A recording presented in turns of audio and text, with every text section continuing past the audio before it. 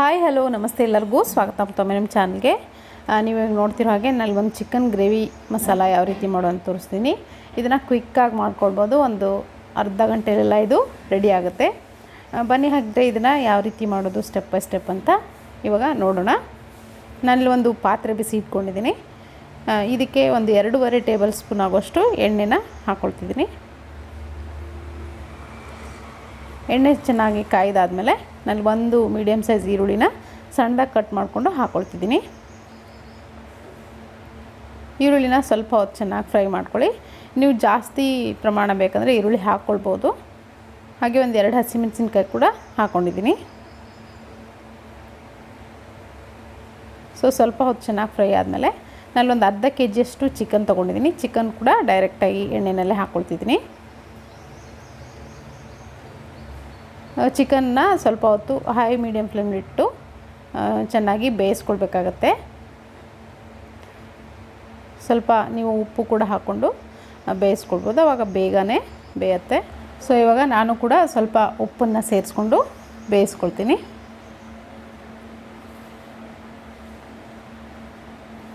ಉಪ್ಪು ಹಾಕ್ಕೊಂಡು ಒಂದ್ಸರಿ ಚೆನ್ನಾಗಿ ಮಿಕ್ಸ್ ಮಾಡಿಕೊಂಡು ನಾನಿಲ್ಲಿ ಇದನ್ನು ಮುಚ್ಚಿ ಒಂದು 2 ರಿಂದ 3 ನಿಮಿಷ ಚೆನ್ನಾಗಿ ಬೇಯೋವರೆಗೂ ಬಿಡ್ತೀನಿ ಮೀಡಿಯಮ್ ಫ್ಲೇಮ್ಲಿಟ್ಟು. ಅಷ್ಟರೊಳಗೆ ಒಂದು ಮಸಾಲೆ ರೆಡಿ ಮಾಡ್ಕೊಳ್ಳೋಣ. ನಾನೊಂದು ಮಿಕ್ಸರ್ ಜಾರ್ ತೊಗೊಂಡಿದ್ದೀನಿ. ಇದಕ್ಕೆ ಒಂದು ಅರ್ಧ ಟೀ ಸ್ಪೂನ್ ಆಗೋಷ್ಟು ಮೆಣಸು, ಕರಿಮೆಣಸು ಹಾಕ್ಕೊಳ್ತಿದ್ದೀನಿ. ಹಾಗೆ ಒಂದು 3 ಏಲಕ್ಕಿ, ಒಂದು 4 ರಿಂದ 5 ಲವಂಗ ಹಾಕ್ಕೊಳ್ತಿದ್ದೀನಿ. ಹಾಗೆ ನಾನಲ್ಲಿ 1 ಟೀ ಸ್ಪೂನ್ ಆಗೋಷ್ಟು ಶಾಯಿ ಜೀರ ಹಾಕ್ಕೊಳ್ತಿದ್ದೀನಿ. ಶಾಯಿ ಜೀರ ಹಾಕೋದ್ರಿಂದ ಸ್ವಲ್ಪ ಚೆನ್ನಾಗಿ ಫ್ಲೇವರ್ ಬರುತ್ತೆ. ಹಾಗೆ 1.5 ಇಂಚಿನಷ್ಟು ಚಕ್ಕೆ ಹಾಕ್ಕೊಳ್ತಿದ್ದೀನಿ. 1 ಸ್ಪೂನ್ ಆಗೋಷ್ಟು ಧನಿಯಾ ಬೀಜ ಹಾಕ್ಕೊಳ್ತಿದ್ದೀನಿ. ಹಾಗೆ ಒಂದು ಅರ್ಧ ಟೀ ಸ್ಪೂನ್ ಆಗೋಷ್ಟು ಸೋಂಪು ಹಾಕ್ಕೊಳ್ತಿದ್ದೀನಿ. 1 ಇಂಚಿನಷ್ಟು ಶುಂಠಿ, ಹಾಗೆ 1 ಗೆಡ್ಡೆ ಬೆಳ್ಳುಳ್ಳಿ ಕೂಡ ಇದಕ್ಕೆ ಹಾಕ್ಕೊಳ್ತೀನಿ. ನೀವು ಇದಕ್ಕೆ ಶುಂಠಿ ಬೆಳ್ಳುಳ್ಳಿ ಹಾಕ್ಕೊಳ್ದಿದ್ರೆ ನೀವು ಒಗ್ಗರಣೆಗೆ ಹಾಕ್ಕೊಳ್ಬೋದು. 1 ಮೀಡಿಯಮ್ ಸೈಜ್ ಈರುಳ್ಳಿ, ಹಾಗೆ ಒಂದು 4 ಟೊಮೆಟೊ ಹಾಕ್ಕೊಳ್ತಿದ್ದೀನಿ. ಕೊತ್ತಂಬರಿ ಸೊಪ್ಪು ಇದ್ದರೆ ಹಾಕ್ಕೊಳ್ಳಿ. ಪುದೀನ ಸೊಪ್ಪು ಕೂಡ ಅಷ್ಟೇ, ಒಂದು ಹಿಡಿಯಷ್ಟು ಹಾಕ್ಕೊಂಡಿದ್ದೀನಿ. ಕೊತ್ತಂಬರಿ ಸೊಪ್ಪು ಹಾಗೆ ಪುದೀನ ಸೊಪ್ಪನ್ನು ಇದನ್ನು ಸ್ವಲ್ಪ ನುಣ್ಣಗೆ ರುಬ್ಕೊಂಡು ಬರ್ತೀನಿ. ಇವಾಗ ಇದು ನೋಡ್ತಿರ್ಬೋದು, ಈ ಥರ ರುಬ್ಕೊಂಡು ಬಂದಾಗಿದೆ. ಇವಾಗ ಚಿಕನ್ ಆಲ್ಮೋಸ್ಟ್ ನೋಡ್ತಿರ್ಬೋದು ಇಲ್ಲಿ ಎಷ್ಟು ಚೆನ್ನಾಗಿ ಫ್ರೈ ಆಗಿದೆ. ಈ ಟೈಮ್ನಲ್ಲಿ ಈ ಮಸಾಲೆ ರುಬ್ಕೊಂಡಿರೋದೇನಿದೆ ಇದನ್ನು ಸೇರಿಸ್ಕೊಳ್ತೀನಿ.